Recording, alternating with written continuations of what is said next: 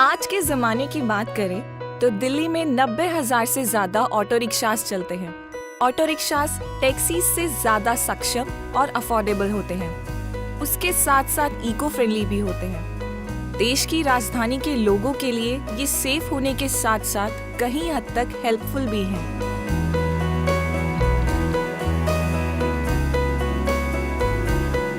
ये कम कीमत पर अच्छी सेवा देने वाले वाहन कम दूरी के रास्तों को पूरा करने के लिए काफी यूजफुल हैं। थोड़ी दूर जाने के लिए हमें पर्सनल व्हीकल्स की जरूरत नहीं पड़ती। आम आदमी के लिए ऑटो रिक्शास एक इम्पोर्टेंट रोल निभाते हैं और दिल्ली टूरिज्म का एक बड़ा हिस्सा है ये। इसीलिए इन्हें आइकॉन ऑफ दिल्ली भी कहा जाता है।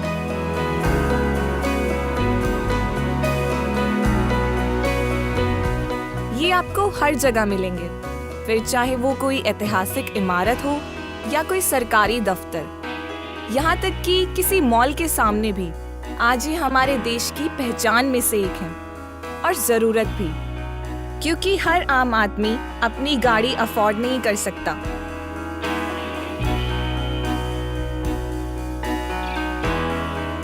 लेकिन इतनी जरूरतें पूरी करने के बाद भी इनकी बदकिस्मती ये है कि इन्हें पुलिस ऑफिसर्स के मिसबिहेवियर्स और उनकी हैरेसमेंट्स का सामना करना पड़ता है।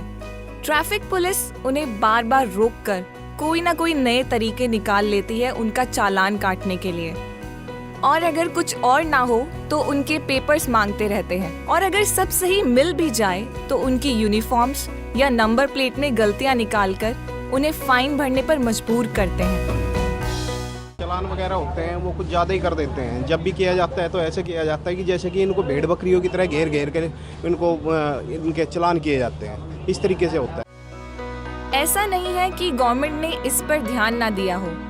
कई पॉलिसीज बनाई गई, लेकिन सब सिर्फ कागज भरने तक ही सीमित है।